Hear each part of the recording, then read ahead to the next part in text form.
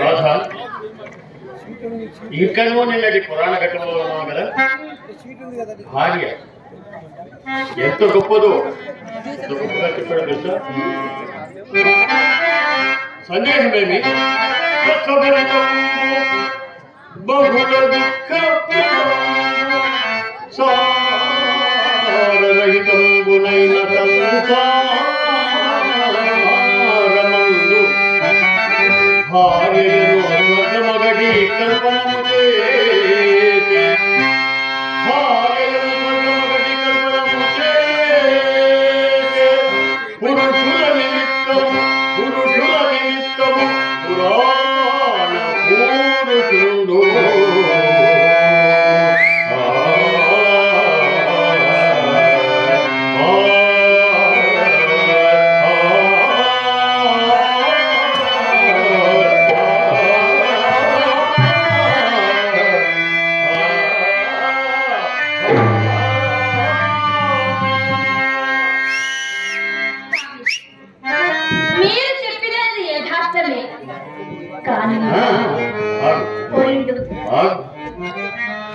భార్యలు స్వర్గంగా అనుకున్నాం కదా, కానీ భార్యలు మాత్రం వెతించు కాపురాలు లేవనా? వెరిదారా?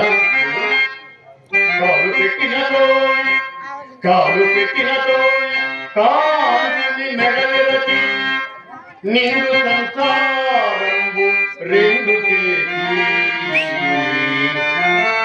కనమడంత ఆటల పరుడైన పొరుగు పుల్లమ్మ కాపురము వచ్చి గాలేశుడబడి కల్పగా తాను కడి కలిపి అయ్యమనగా కట్టుమంతులేసి విభుడులకు నేను విసిగి ఇట్లా చిన్న దెబ్బ ఉంటే పెళ్ళునా 10,000 గుప్పి పటదాలకు పెరిమిది 10,000 భర్తకెముకలు కొరికెడు భార్యతోడి కాపురము కంటే భర్త ఎముకలు కొరికెడి భార్యతోడి కాపురము కంటే. ఇక్కడ ఉండే చాలా మందికి తెలుసు భార్య ఎట్లా ఇబ్బంది పడుతుందో. అటువంటి భార్య కంటే భర్త ఎముకలు కొరికెడు భార్య కంటే ఇక నరకము కలదే.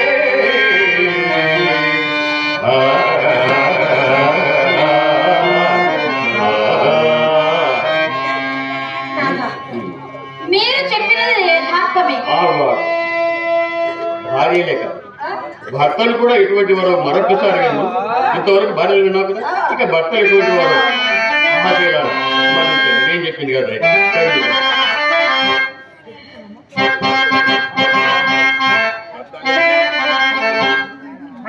భార్య కష్టాలు పడ్డటువంటి వారికి తెలుస్తుంది కాబట్టి కొంచెం తొందరగా గుర్తున్నారు. అర్ధాంగలక్ష్మి అయినట్టి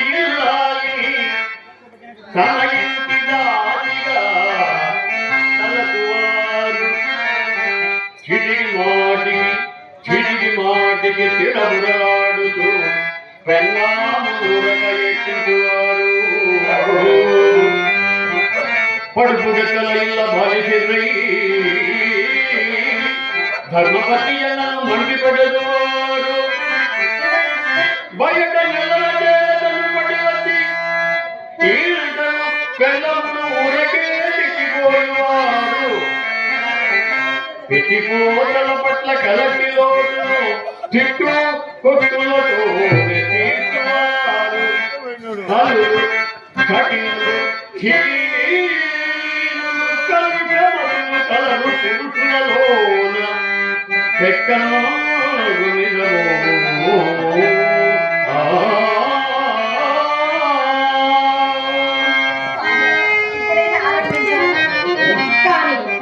సృష్టి రహస్యములు ఒక్కటని ఏ నానమ్మ పుస్తాను చక్కని రూప సంపద. కేశన్న గారికి ధన్యవాదాలు.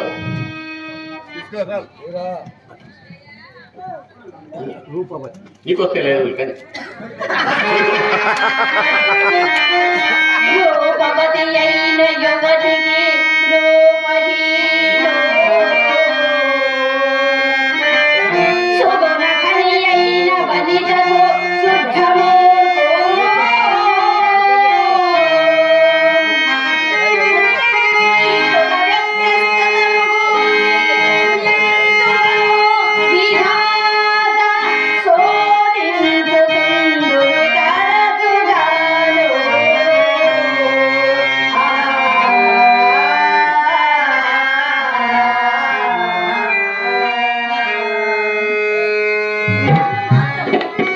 భగవంతుడు అట్టి పరిశోధన పాలు చేయక చక్కని రూప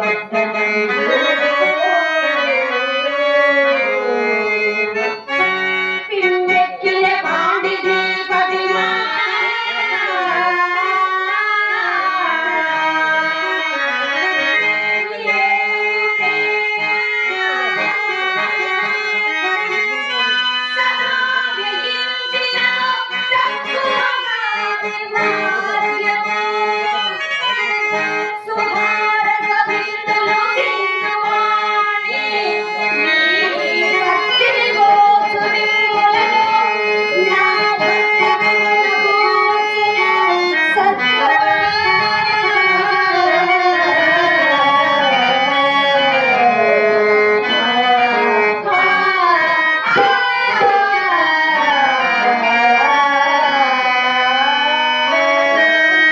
వేరేదాన ఏల సంతోషపడదు.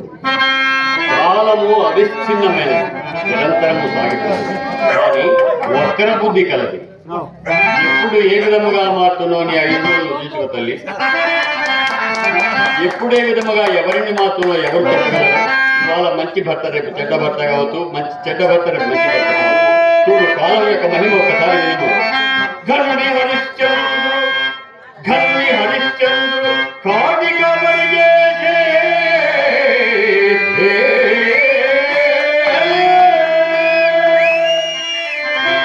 మూఢుడు సార్వభౌముగా తెలిపే అలరటి దేవుని అన్నా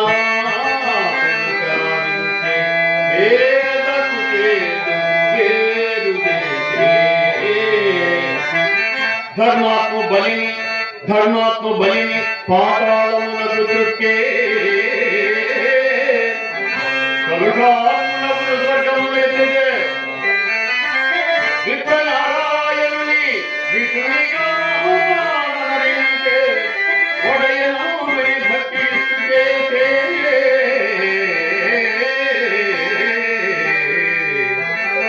కాలమనా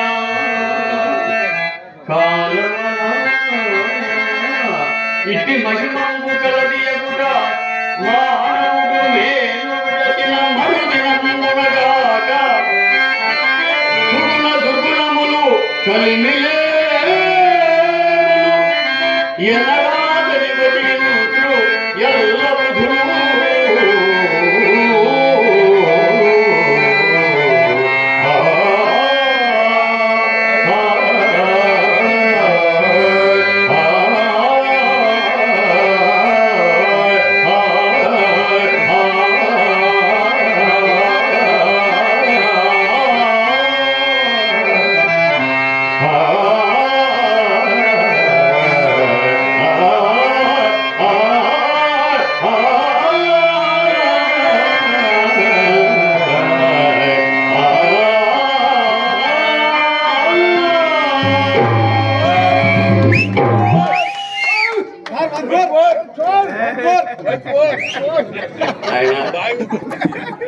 ఇంతవరకు చెప్పిన కాలం మహత్యం. నిన్నటి వరకు ఈ ఊర్లో ఇట్లా పోతున్నాను పలకరేలా. ఇవాళ ఇంతమంది పలకరిస్తుంటే కాలం యొక్క మహత్యం మాది కాదు, మీది కాదు, ఎవరిది కాదు. ప్రతి ఒక్కరూ ఇది గుర్తు పెట్టుకోవాలి. కాలం నాకు ఏం చేస్తుందో తెలియదు. దామోదర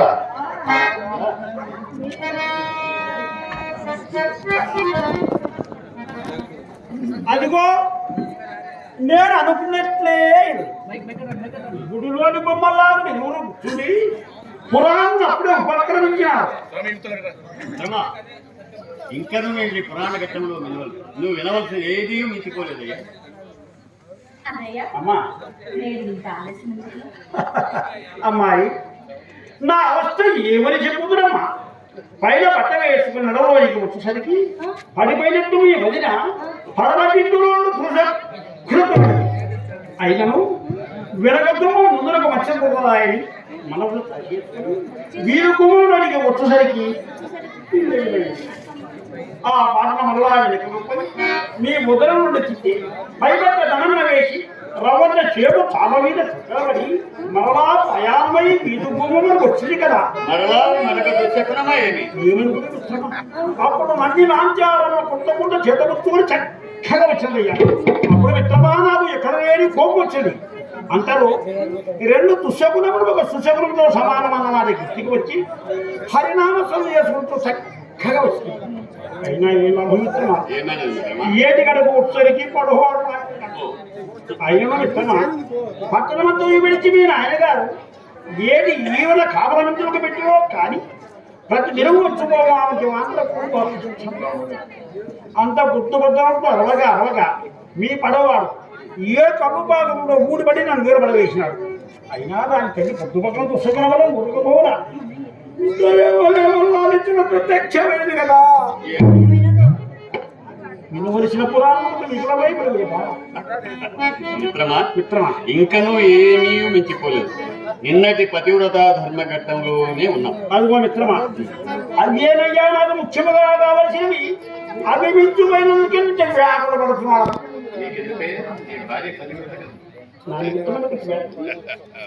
నా భార్యను ఉపదేశించినట్టు.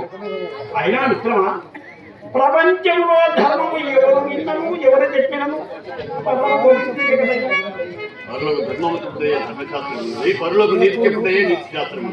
అమ్మాయి మీ ఆయన చిలకబలకు ఆడవేళ వస్తున్న కానీ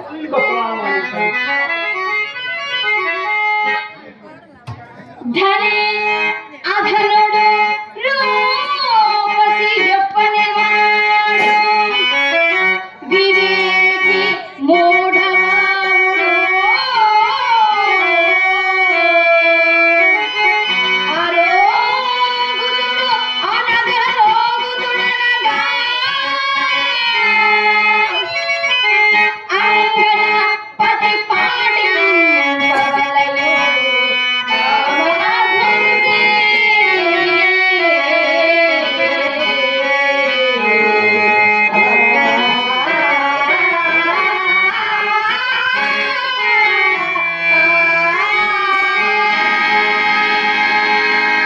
మిత్రమా, నేను అనకూడదు కానీ మా చెల్లాయి పద్యాన్ని చక్కగా అనిపించింది.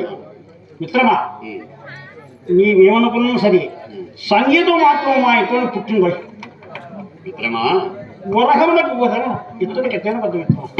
తర్వాత మెల్లగా వల వేసుకుందును కానీ దీని అర్థమంటే అరటి బండు వరచినట్టు విడదీసి చెప్పుమయ్యా. మిత్రమా, నీకు బోధపడలేదా ఇంకా? అక్కడ వాళ్ళు చెప్పారు, వాళ్ళకి అర్థమైన నీకు అర్థం కాలేదా?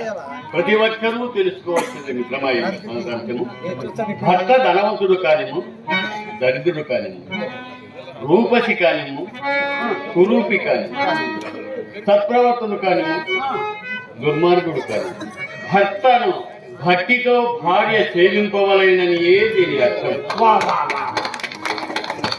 మహానుభావుడు విగ్రహం ఆగే పద్యం చెప్పినాడు. ఇప్పుడు అతను బ్రతుకు వెళ్ళిన పడలోకి పట్టాడు పంటలాద ఈ పద్యం వినిపించిరా. మా ఇంటి దారి మరీ దేవుడు మా ఇంటి ఎదుట ఏ భారీ పనులు 3వ పెళ్లి పెళ్ళాం కంటే క్లాసులు పేరు. అబ్బా, దాని పేరులా కంటగా తెలివిగాని మిత్రమా, పైనుండి కింది వరకు ఏవేవో తగిలించుకొని బురాజీ బొమ్మనాగుల గుమ్మంలో నిల్చున్నప్పుడల్లా దాని పాడగట్ట నాకు ఆ పిల్లలు చూపి కడకు నేను ఆదాపున దిగవయ్యలేకపోయినమాట.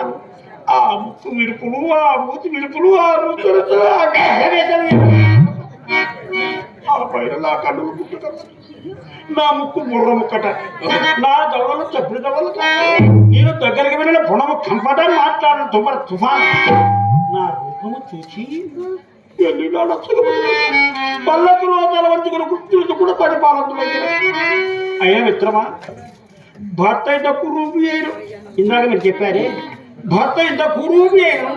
భార్య అతని కాళ్ళగడిగి నెత్తిపై చల్లుకోవలసిందిగా పురాణం ఇట్లు ఘోషించుతున్నా. దానికి తగ్గానేమో నాకు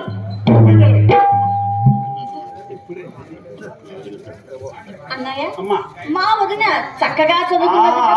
అందుకనే చెప్పు, దానికి అందుకే అంత అదిరిపాటు. మిత్రమా, ఇప్పుడు అడుగులు కాదు మర్యాదలు వాసిపోయి మరీ గట్టిగా అనకు. విన్న కోపపడుతుంది. మర్యాదలు వాసిపోయి కట్టుబాట్లు కాని వేరు ఎక్కువ సిగ్గులు ఏడగలిసినవి పని పాడ పదలగలిసినవి పనికి మాల వేషములు పటరాని ఓసములు రచనకెక్కిన రాద్ధానములు సీమల దాటిన సిద్ధాంతములు ఇంత ఏల మిత్రమా ఇట్లే కొంత కాలము గడిచినతో మన భగవాను మన్యనయ్య అబ్బాయి బిల్వమంగ ఎందుకు నాన్నగారు పిలుస్తున్నారు. పోయింది.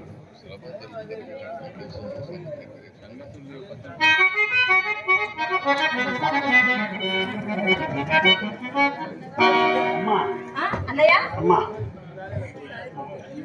మామగారు ఎందుకు స్వయంగా పిలుస్తున్నారు? ఎందులోగా తల్లి మన పురాణం మన దగ్గరమ్మా ఇదంతా ఇన్నాడు నా దుస్సవుల మహత్యమే గాని మరి ఎందుకు కాదు తల్లి అమ్మా చూడు చెడు శకునము అమ్మా చెడు శకునము చెడు కలయును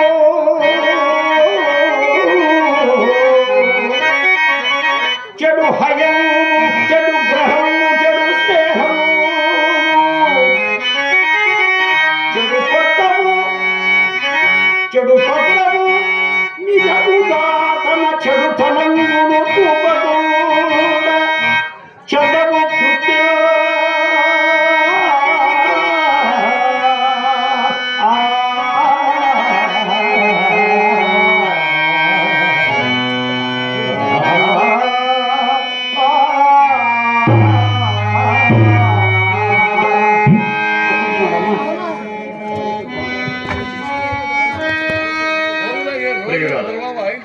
ఈ పూటకు పురాణం నిలిపివేరు. నా దుస్తులు ఇస్తున్నాను. శీఘ్రముగా కార్యస్థానములకు పోవలసినటువంటి పొద్దు బాగాలేదు భోజనాశం ఇక్కడ తినలేదు అప్పుడే ఏం పని ఆసానే మిత్రమా ఏమీ లేదు మిత్రమా. నేటి కార్యభారం అంతా నా మీద ఉంది. ఓహో నాయన గారు విశ్రాంతి తీసుకెళ్తున్నారు. అందుకే శీఘ్రముగా వేగవచ్చు. అటు